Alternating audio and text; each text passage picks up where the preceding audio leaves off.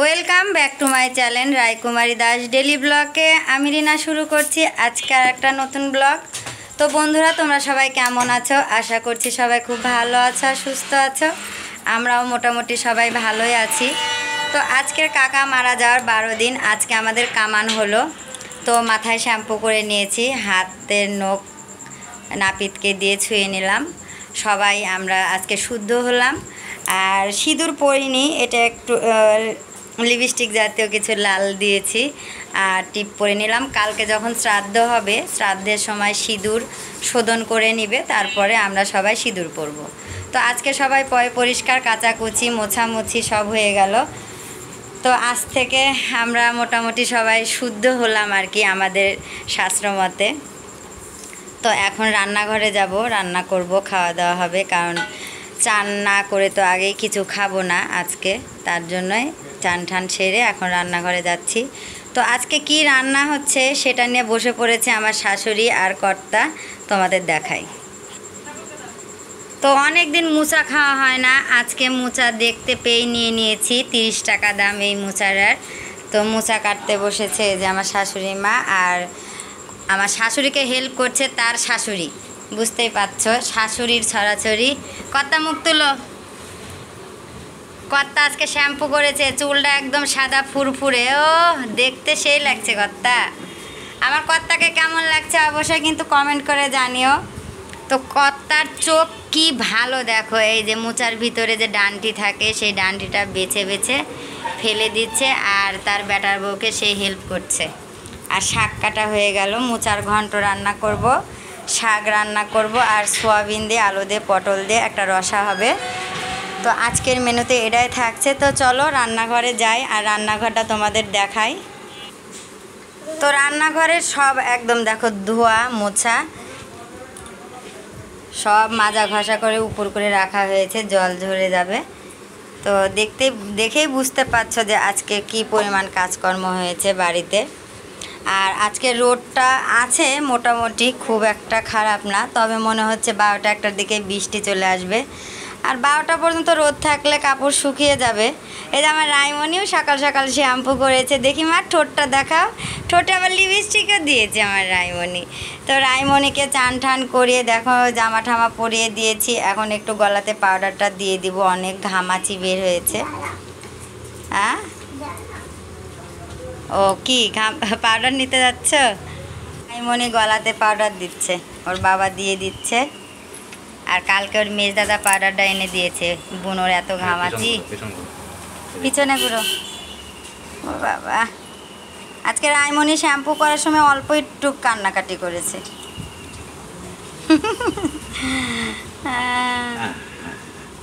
হয়ে গেল পাউডার দেওয়ার পরে কেমন লাগে রাই?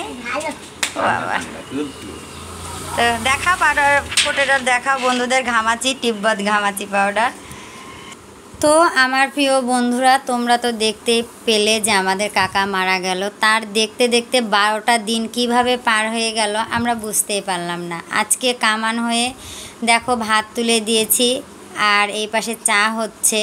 কারণ ভাত না খেলে তো হবেই না, যাই হয়ে যাক ভাতটা খেতেই হবে, তার জন্যই এত কিছু। তো ভাত এই পাশে হচ্ছে, আর 2 কাপ চায়ের জল ফুটছে। তো চা দিয়ে একটু বিস্কুট দিয়ে খেয়েই তারপরে আর রান্নাবান্নাটা শুরু করব। তো বাড়িতে সবাই ভরে যাবে, আর 1-2 দিনের মধ্যে সবাই এসে যাবে, কিন্তু সেই মানুষটা আর কখনোই আসবে না যার জন্য এত আয়োজন করা হচ্ছে। সে যেখানেই থাকুক সে যেন ভালো থাকে, এটাই প্রার্থনা করি ভগবানের কাছে। সে যেন যেখানেই থাকে সে যেন ভালো থাকে আর কি। তো দেখো কথা বলতে বলতে এদিকে আমার চাটাও হয়ে গেল, আর আমি বিস্কুটটা বাটিতে ঢেলেও নিয়েছি। আর আজকের চায়ের কালারটা অনেক সুন্দর হয়েছে, তবে খেতেও মনে হয় ভালো হবে, পারফেক্ট হবে আর কি।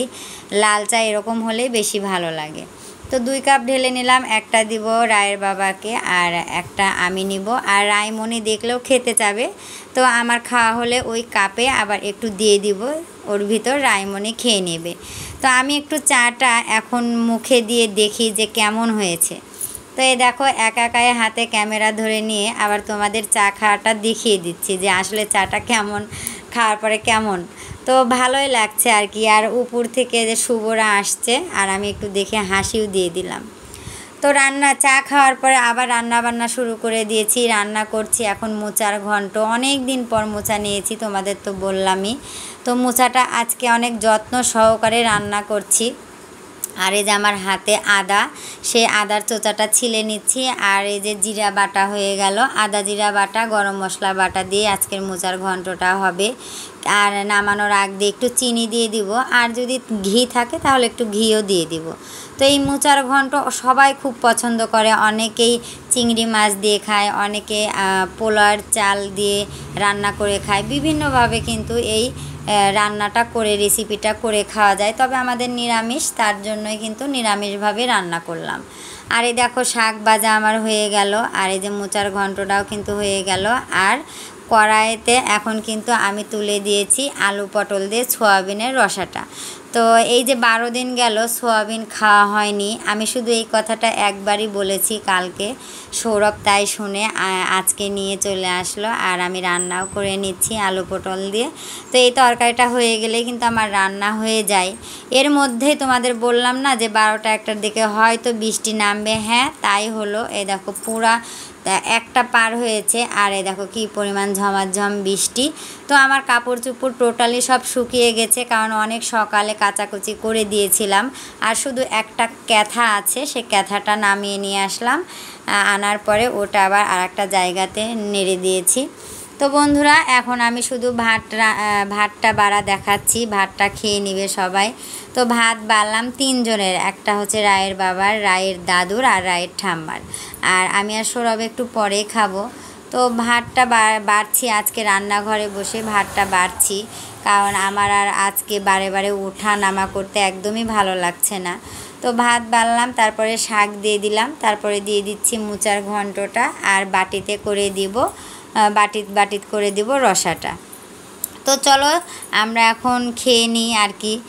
খাওয়ার পরে আবার তোমাদের সামনে আসব। আজকে খাওয়াটা আর তোমাদের সাথে সেরকম শেয়ার করছি না, কারণ আজকে আবহাওয়াটাও একটু বাইরে অন্ধকার, আর কারেন্টও নেই। ভিডিও করতে নিলে হয়তো কালো আসবে, তার জন্য খাওয়ার শেয়ারটা তোমাদের সাথে করলাম না।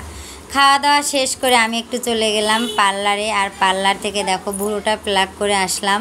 একদম মুখটা মানে মুখের দিক তাকানোই যাচ্ছিল না, একদম অনেক বড় বড় ভুরুগুলো কেমন হয়ে গেল, মুখটা কালো কালো লাগছিল। তো আজকে যেহেতু আমাদের কামানো হলো, আজকে ভুরুটা প্লাক করে আসলাম। মনে হচ্ছে না একটু ভালো লাগছে আর কি, দেখে মুখের দিক তাকানো যাচ্ছে।